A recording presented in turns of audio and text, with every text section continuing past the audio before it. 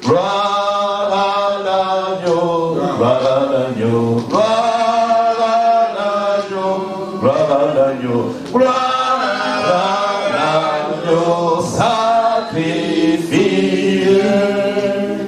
Gloire à celui qui a été sacrifié pour que nous soyons ce que nous sommes aujourd'hui. Bien-aimés, nous allons écouter la parole de Dieu ce matin.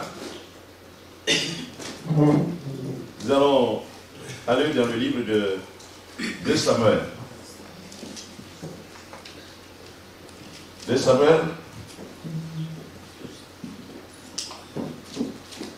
chapitre 11.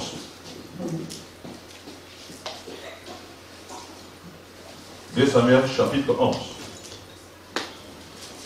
Le texte, il est long. Mais nous n'allons pas tout lire. Suivez avec moi. L'année suivante, au temps où les rois se mettaient en campagne. Vous savez que dans le Proche-Orient ancien, quand on dit les rois se mettaient en campagne, c'est-à-dire que le royaume, allait combattre le royaume qui sont faibles. Et c'est comme ça, c'était courant. Garde à celui qui est faible. Donc, il y a des époques qui se lèvent, et puis il regarde un royaume, dit, bon, toi, je vais étendre mon territoire. Il te bat, et puis il annexe, tu lui es assujetti. Et donc, c'est ça, ce qui se passe. Dans le Proche-Orient, donc, c'est le plus fort qui règne. Alors, on dit bien que l'année suivante, au temps où les rois se mettaient en campagne, David envoya Joab avec ses serviteurs et tout Israël pour détruire les fils d'Ammon et pour assiéger Rabat. Mais David resta à Jérusalem. Un soir, David se leva de sa couche. Et comme il se promenait sur le toit de la maison royale, il aperçut là une femme qui se baignait et qui était très belle de figure. David fit demander qui était cette femme. Et on lui dit, n'est-ce pas Bathsheba, fils d'Eliam, femme d'Uri, le Héthien? Et David envoya des gens pour la chercher. Elle vint vers lui et il y coucha avec elle. Après s'être purifié de sa souillure, il se retourna dans sa maison. Cette femme devint enceinte. Et elle lui fit dire à David, je suis enceinte. Voilà, l'irréparable est là. Quand on sème, on récolte. Comment faire? Il faut divorcer? Il faut plutôt avorter? Non, il ne faut jamais avorter. Même si vous êtes tombé dans le péché d'impureté, vous n'êtes pas marié, que vous avez conçu, même si vous êtes tombé dans l'adultère, que vous avez conçu, gardez cet enfant. N'aggravez pas encore votre situation. Au verset 6. Alors David expédia cet ordre à Joab, envoie-moi Uri, c'est-à-dire le mari de cette femme, le Héthien. Et Joab envoya Uri à David. Et Uri se rendit auprès de David, qui l'interrogea sur l'état de Joab, sur l'état du peuple et sur l'état de la guerre. Puis David dit à Uri, descends dans ta maison et lave tes pieds.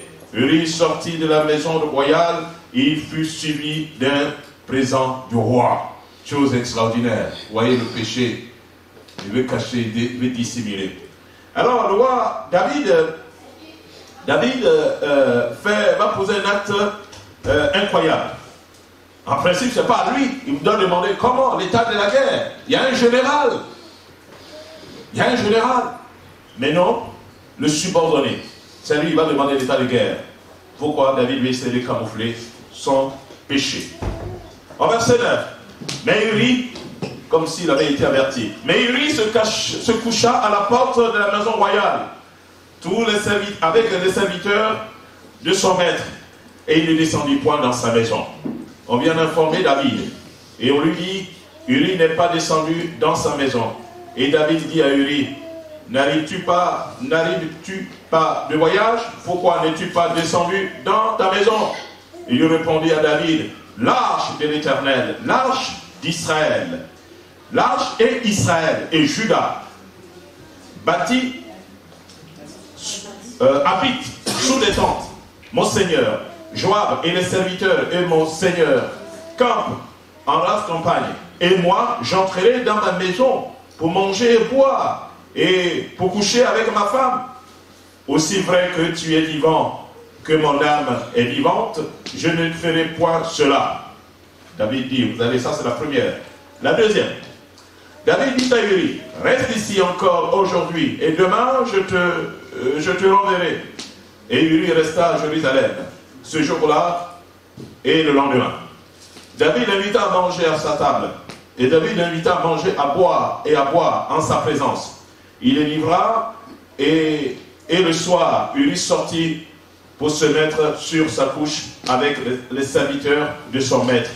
Et il ne descendit point dans sa maison. Cette fois-ci, il va passer par l'ivresse. S'il est ivre, il ne contrôle plus rien. Il va arriver chez lui à la maison. Pendant ce temps, sa femme est enceinte par David. Alors, le lendemain matin, David écrivit une lettre. Puisqu'il a tenté 2 fois, ça n'a pas marché. Il va aller cette fois-ci par la manière la plus forte. Une lettre à Joab, c'est le général de l'armée, et l'envoya par la main d'Uri. Donc toi-même, tu signes ta propre mort. Il écrivit dans cette lettre plutôt, laissez Uri au plus fort du combat, et retirez-vous de lui, afin qu'il soit frappé et qu'il meure. Il a commis le péché, et le péché engendre encore d'autres péchés. C'est pourquoi quand vous commettez un péché, ne restez pas dans le péché, s'il vous plaît. Cherchez vite à vous en sortir. Parce que le péché attire d'autres péchés. Et comme ça, c'est une boule de neige. Suivez bien. Au verset 15. Il écrivit dans cette lettre, laissez Uri au plus fort du combat. Là où le combat est dur, difficile. Laissez-le et retirez-vous de lui, afin qu'il soit frappé et qu'il meure. On parle ici de David, qui est homme selon le cœur de Dieu. Hein? Alléluia. Amen. David qui a remporté de grandes victoires. Hein? Il a tué l'ours. Il a tué aussi le lion, n'est-ce pas? Mais il y a quelque chose qu'il n'a pas tué. C'est de ça que nous allons parler ce matin. Au verset 16, Joab en assiégea la ville, plaça Uri à l'endroit qu'il savait défendu par les vaillants soldats. Les hommes de la ville firent une sortie et se battirent contre Joab. Plusieurs tombèrent parmi le peuple, parmi les serviteurs de David, et Uri, le tien, fut aussi tué. David peut maintenant respirer. Oh, maintenant c'est bon, hein? N'est-ce pas? C'est bon maintenant. Joab envoya un messager pour faire rapport à David et tout ce qui s'était passé dans le combat. Au verset 19, il donna cet ordre au messager: quand tu auras achevé de raconter au roi tous les détails du combat, peut-être se mettra-t-il en fureur et te dira-t-il: pourquoi avez-vous vous approché de la ville pour combattre? Ne savez-vous pas qu'on lance des traits du haut de la muraille? Qui a tué Abimelech, fils de Jérubéchel? N'est-ce pas une femme qui lança sur lui du haut de la muraille un morceau de meule de moulin? Et n'en est-il pas mort à Tébeth? Pourquoi êtes-vous approché de la muraille? Alors tu diras: ton serviteur Uri, le tien, est mort aussi. Le messager partit, et à son arrivée, il fit rapport à David et à tout ce que Joab avait ordonné. Le messager dit à David: ces gens ont eu sur nous l'avantage. Ils avaient fait une sortie contre nous dans le champ, et nous les avons repoussés jusqu'à l'entrée de la porte. Les archers ont tiré du haut de la muraille, et tes serviteurs et plusieurs des serviteurs du roi ont été tués, et ton serviteur Uri, le tien, est mort aussi. Regardez maintenant ce que David va dire. David dit au messager: voici ce que tu diras à Joab: ne sois point peiné de cette affaire, car l'épée dévore tantôt l'un et tantôt l'autre. Attaque vigoureusement la ville et renverse-la, et toi, encourage-le. La femme d'Uri apprit que son mari était mort. Elle pleura son mari, la pauvre. David va user de son autorité royale. Et quand le deuil fut passé, David envoya chercher et la recueillit dans sa maison. Elle devint sa femme et il lui enfanta un fils. Ce que David avait fait déplut à l'Éternel. Alléluia. À votre avis, quand tout cela se passait, Dieu était où? Dieu était où? Son serviteur. Il va commettre une faute grave. Une faute va engendrer une autre faute. Si on est dans une cour d'assises, vous allez voir, on dit il a enfreint à la loi. Il a commis un acte. Il a prémédité. Il y a toutes sortes de choses. Et on dit bien, il y a plusieurs chefs d'accusation ici contre David. Plusieurs chefs d'accusation. Donc il est condamnable, n'est-ce pas? Il dit ce qu'il a fait déplut à l'Éternel. Voyons maintenant David. On dit que David le roi devrait être au combat. David devait être au combat.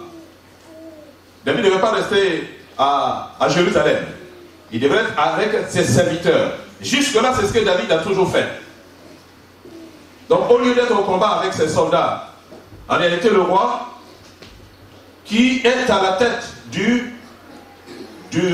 l'armée. C'est pourquoi on appelle le général de l'armée. Ce n'est pas comme aujourd'hui les guerres modernes. Les généraux et les chefs d'État sont dans un bunker. Et à partir de là, ils dirigent des opérations. Les petits soldats sont sur le terrain, ils se font massacrer comme des moustiques. Non. Le roi, à l'époque, c'est lui qui doit donner, c'est lui qui est à la tête. Et tous les soldats le suivent.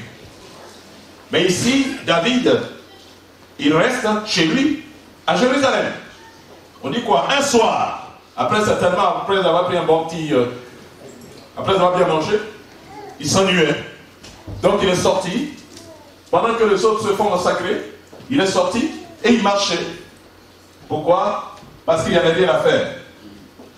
Vous savez, quand vous lisez la parole de Dieu, nulle part le chrétien doit prendre du repos. En fait, quand j'ai dit du repos, il y a prendre du repos et se reposer sur le Seigneur, font deux choses. Alléluia. Parce que la Bible dit, venez à moi vous tous qui êtes fatigués et chargés. Le repos dont je parle ici, c'est se reposer au Seigneur, se reposer en Jésus-Christ et lui faire entièrement confiance. Ça n'a rien à voir avec celui qui dit aujourd'hui je suis fatigué, je prends du repos, je ne vais pas prier. C'est pas de ça que je parle. Tu prends du repos, tu ne vas pas prier. Le Seigneur te dit de jeûner, tu dis oh je ne vais pas jeûner. Le Seigneur te dit de venir au culte, tu dis tu ne vais pas venir au culte parce que tu es fatigué. Mais tu n'es pas fatigué pour le travail le lendemain. N'est-ce pas? Nous avons des excuses. Nous prenons de récréation. Nous disons tiens aujourd'hui je ne peux rien, je vais me reposer, David, il s'est reposé, mais il a eu des conséquences. David a eu des conséquences. Il y a quelque chose de très important. Une des choses qui guette aujourd'hui la vie chrétienne, c'est la oisiveté. Quand on n'a rien à faire, une des choses qui nous guette beaucoup. Et quand on est oisif, il y a des dangers. Il y a des dangers, et c'est ce que David a connu. Et donc, quand on revient à notre texte, David, il se lève et il se promène, il est en hauteur. Et de là, il voit une femme qui se lavait. La pauvre, certainement, sa maison, juste à côté de la maison de celle, la cour royale. Sa douche n'était pas couverte, une douche couverte. Alors David voit cette femme, et seulement il n'a plus le temps de la regarder. Tout ce qu'elle faisait, geste, elle se lavait. La femme est ignorante, ne savait pas que quelqu'un est en train de la regarder. Et David a pris plaisir. Faisons attention à nos yeux. David a pris plaisir. Et le plaisir est né dans son cœur. Et il a commencé à saliver, David. Il faut que cette femme, je l'aie chez moi.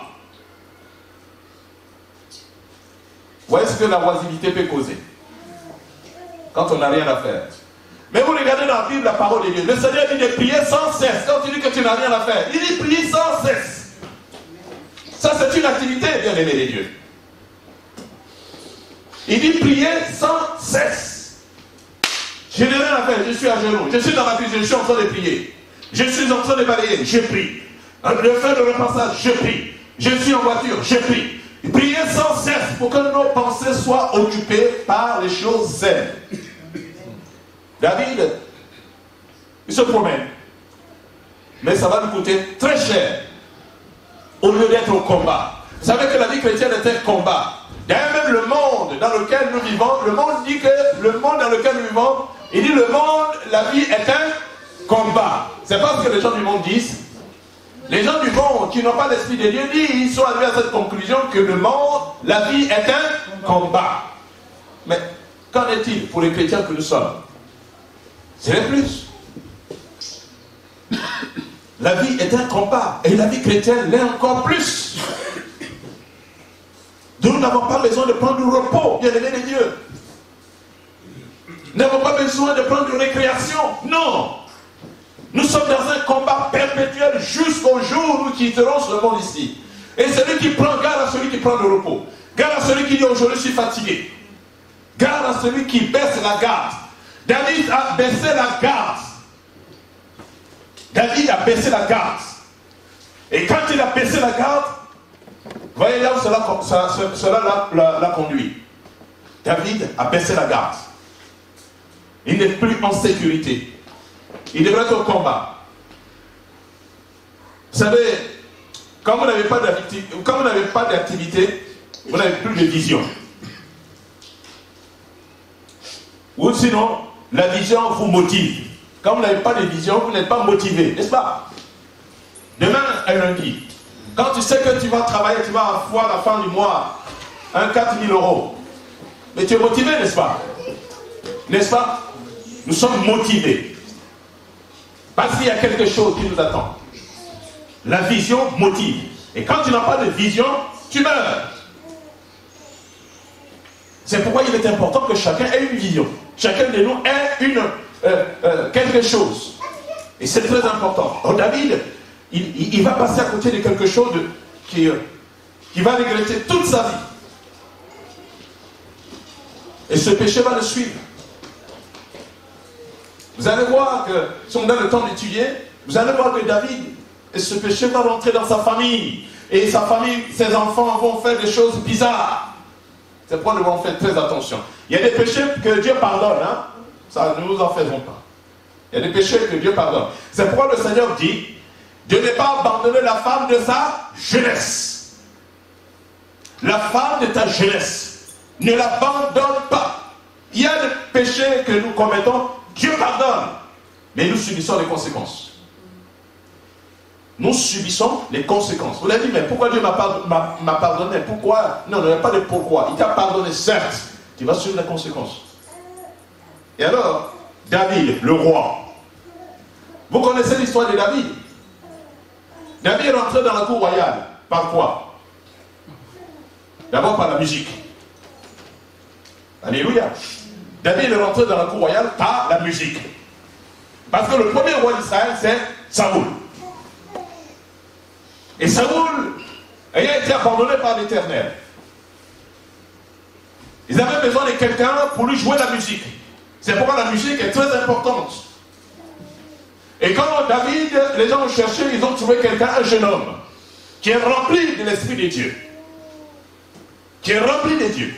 Et David arrive, il a commencé à jouer la musique. Et pendant qu'il jouait la musique, Dieu est en train de le préparer à quelque chose de plus grand. C'est pourquoi il ne faut pas mépriser les petits commencements. Le Seigneur t'appelle à une œuvre, le Seigneur t'appelle à une activité dans l'église ou dans quelque part. Parce que quelqu'un aurait pu dire, quelqu'un dirait que ton don va t'ouvrir les portes. Et son don lui a ouvert les portes. Son don lui a ouvert les portes. Il ne faut pas mépriser le don que tu as. Alors je vais aller plus vite. David, il entre dans la cour royale. Et quelque temps après, Israël avec les Philistins. Il y avait la guerre.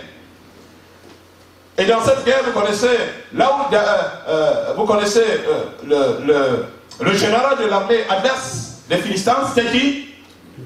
Goliath. Mais David avait quel âge? Il avait à peu près 10 ou 12 ans, ou au plus 15 ans. Et qu'est-ce qu'il a fait? Il est parti au combat. Quand le roi Saoul lui a dit, mais écoute, c'est le monsieur que tu vas le combattre. Il a appris à se battre depuis son enfance. Qu'est-ce que David lui a dit? David dit que moi, j'ai tué l'ours plutôt. Et qu'est-ce qu'il a dit encore? Le lion. Ça, ce sont ces animaux-là. Et David a fait encore des exploits. Il dit, cet homme-là, c'est un circoncis, je vais le tuer. Et David est parti. N'a-t-il pas remporté la victoire? Alléluia. Amen. David a remporté la victoire ou pas? Amen. Mais maintenant, regardons. Il y a une victoire que David n'a pas remportée. C'est laquelle? Le problème de son cœur. David n'a pas remporté son cœur. Il n'a pas eu la victoire sur son cœur. Et cela va lui causer une grande déchéance. Ce n'est pas le fait que nous chassons les démons. Il a tué Goliath. Il a tué l'ours. Il a tué le lion. Mais David n'a pas pu tuer son cœur. Il y a quelque chose d'invisible dans notre cœur. C'est ça que nous devons attaquer. C'est ça que nous devons attaquer. David n'a pas pu faire face à soi-même, détruire ce qui pouvait causer sa perte. Il n'a pas pu tuer la convoitise. Il n'a pas pu tuer le désir impur qui sont dans son cœur. Il n'a pas pu les tuer. Mais pourtant, avant d'aller combattre Goliath, il s'est vanté, oui, j'ai tué le lion, j'ai tué l'ours, je vais tuer Goliath. Et il l'a fait, gloire à Dieu. Tout ça c'est bien. Ce n'est pas le fait que je me mette ici, je parle, je prêche. Ce n'est pas ça qui est la chose la plus importante. Dieu ne regarde pas cela. Mais Dieu regarde le cœur. Alléluia. Parce que Dieu veut faire le travail au fond de ton cœur, de ton âme et de ton esprit. Le Seigneur veut enlever ce qui est au fond de ton cœur. Mais si tu lui laisses la place, il va le faire. David n'a pas pu vaincre son cœur. C'est pourquoi vous verrez plus tard, dans le psaume 52, qu'est-ce qu'il va dire? On va dire ensemble, rapidement.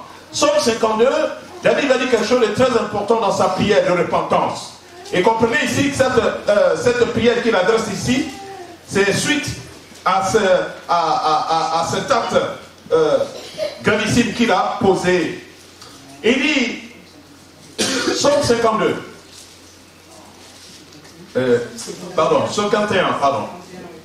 Psaume 51.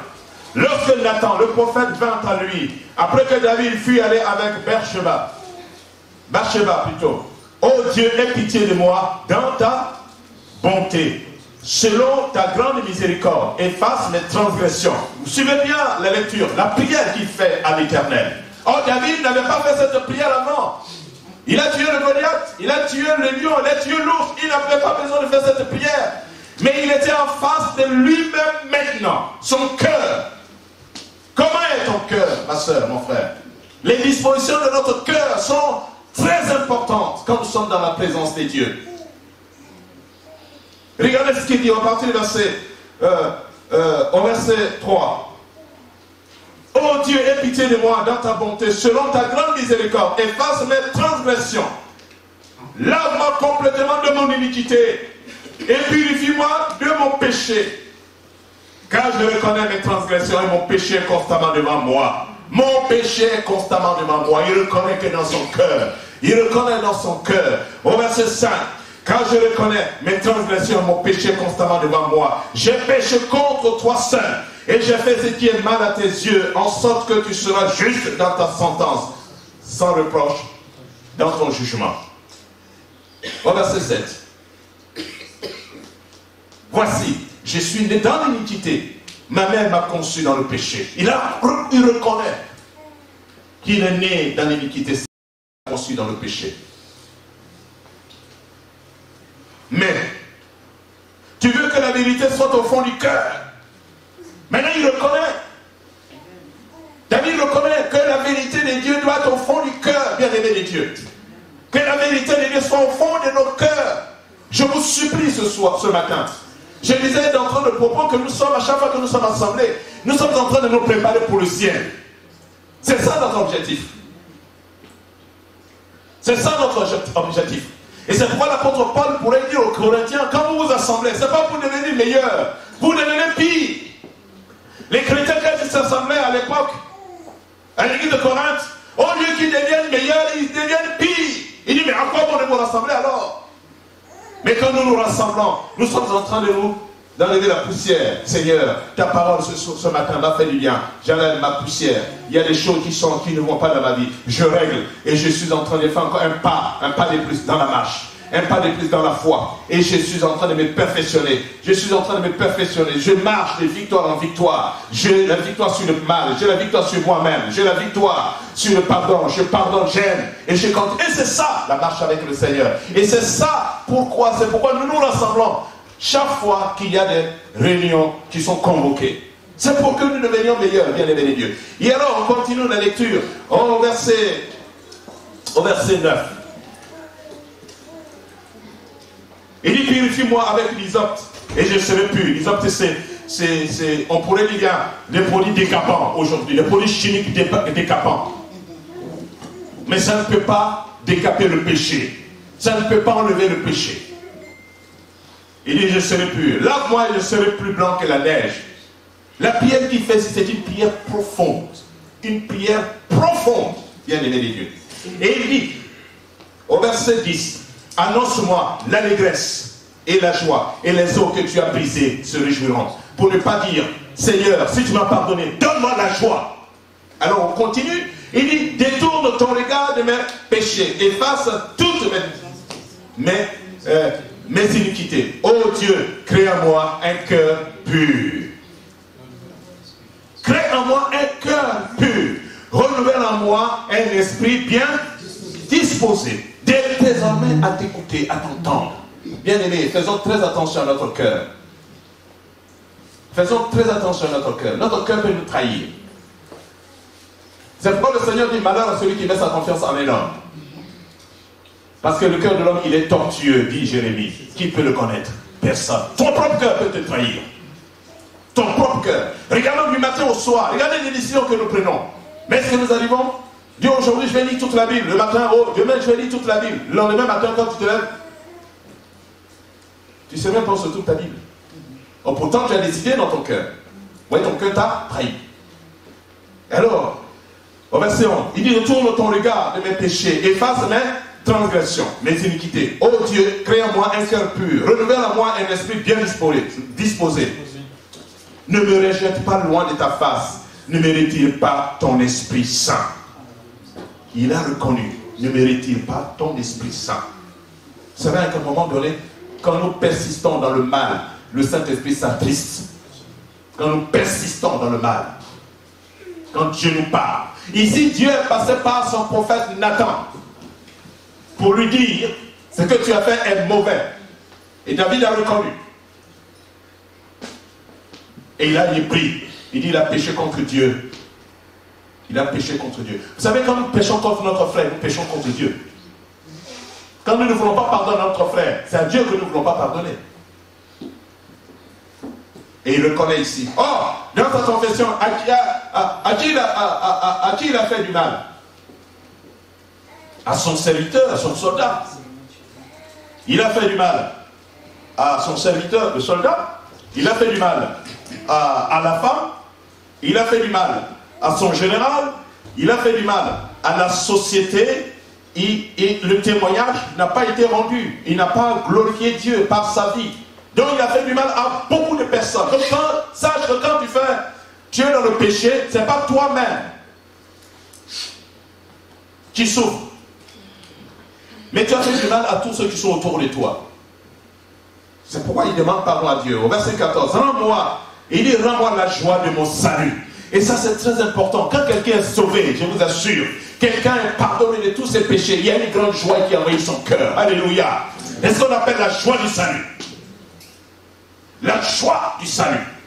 Et si tu es convaincu que le Saint-Esprit est avec toi, si le Saint-Esprit est avec toi, si tu crois que tu es sauvé, tu dois sentir cette grande joie, la joie du salut.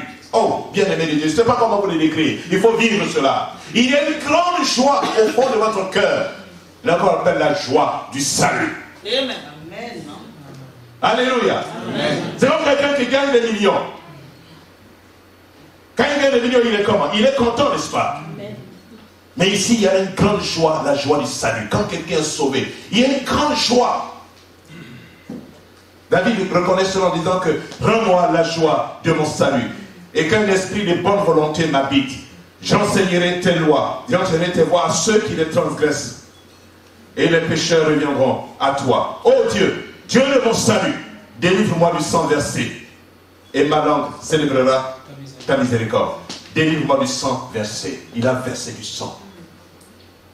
C'est pourquoi Dieu va lui dire plus tard, quand David voulait construire la maison de l'Éternel, Dieu lui dit non, tu ne pourras pas me bâtir la maison. Tu as versé trop de sang. Ça. Dieu, il est juste. Il dit, tu as une bonne intention, tu veux me bâtir une maison. Mais non, David. Tu as versé trop de sang. Tu ne peux pas. C'est ton fils, Salomon, qui va me bâtir la maison. Et c'est ce qui s'est passé. Certainement, il a eu un regret. Il aurait bien voulu inaugurer cette maison, le grand temple de l'Éternel avant de quitter ce monde. Mais Dieu lui dit non. Dieu, il est juste. Alléluia. Dieu pardonne. Mais il dit non. Tu ne peux pas. Bien aimé de Dieu. On va aller vite. Au verset 17. Seigneur, ouvre mes lèvres et ma bouche publiera ta louange. Et tu eusses voulu des sacrifices, je t'en aurais offert. Mais tu ne prends point plaisir aux holocaustes. Pour ne pas dire, Dieu ne prend pas plaisir au service que nous rendons, mais Dieu prend plaisir au véritable sacrifice, le cœur qui est important aux yeux du Seigneur. C'est pourquoi il est dit dans Matthieu chapitre 15 que c'est du dedans du cœur que sortent les mauvaises pensées. Du dedans du cœur. Le Seigneur a besoin du cœur. David va le dire plus tard à son fils Salomon. Il va dire, mon fils, connais le Dieu de tes pères et sers-le avec un cœur dévoué. Voilà ce que David va dire à son fils. Un cœur dévoué. Et donc, si tu as voulu des sacrifices, je t'en aurais offert. Mais tu ne prends point plaisir aux holocaustes. Les sacrifices qui sont agréables à Dieu, c'est quoi? Un esprit brisé. Oh Seigneur, aie pitié de moi. Les sacrifices, le service que nous rendons à Dieu, le chant, évangéliser, prêcher, tout ça, c'est secondaire. Mais ce que Dieu veut, un esprit brisé. C'est ce que le Seigneur veut, bien-aimé du Seigneur. Oh Dieu, tu ne daignes pas un cœur brisé et contrit. Répands par ta grâce tes bienfaits sur Sion. Bâtis les murs de Jérusalem. Alors tu agréeras des sacrifices de justice, des holocaustes et des victimes tout entières. Alors on offrira des taureaux sur ton autel. Alléluia. Bien-aimé du Seigneur, nous allons revenir sur ce texte parce que de David jusqu'à Salomon, il y a eu un parcours. Et ce que je voulais relever ce matin, c'est que David a combattu Goliath. Il a eu une grande victoire qui fait qu'aujourd'hui, personne, depuis que je suis chrétien, je n'ai jamais entendu quelqu'un nommer son fils Goliath. Vous avez déjà entendu? Ou sa fille Goliathine. Vous avez entendu une femme nommer sa fille Goliathine? Ou Goliath? Non. Tout le monde. Chacun veut donner son nom à son fils. Quel nom? David. David est synonyme de quoi? De vainqueur. D'un homme vaillant, d'un héros, n'est-ce pas? Dieu veut que nous soyons des héros. Pour vaincre. Or, David, qu'est-ce qu'il a fait? Face à Goliath, il a vaincu. Le lion, il a vaincu. L'ours, il a vaincu. Et quand nous lisons la biographie de David, il a vaincu beaucoup de choses, mais il n'a pas pu vaincre son cœur. Son cœur l'a trahi. Ne nous reposons pas sur ce que nos victoires du passé. Soyons humbles. Et disons, Seigneur, j'ai besoin que tu transformes mon cœur. Que tu gardes mon cœur. Garde-le, Seigneur. Tous les jours tu pries. Seigneur, garde mon cœur. Garde mon cœur, je te supplie. Et que tu me donnes de vaincre ce véritable Goliath. Tu me donnes de vaincre ce véritable ours. Ce véritable lion. Qui est là, qui tapit au fond de mon âme. Qui tapit au fond de mon cœur. Je veux, Seigneur, que tu m'en délivres. Tu sais ce que tu traverses. Tu connais. Je n'ai pas besoin de mettre un nom dessus. Tu sais le combat qui est au fond de ton cœur. C'est de ça que le Seigneur parle ce matin. Le Seigneur veut que tu mettes ce Goliath-là et tu le tapes. Tu le terrasses. Et c'est ce que David va faire dans le psaume 51 plus tard. Il va supplier l'Éternel que le Seigneur le transforme. Le Seigneur le change. Bien aimé, que Dieu nous bénisse ce matin. Amen. On va s'éteindre debout et nous allons prier aussi.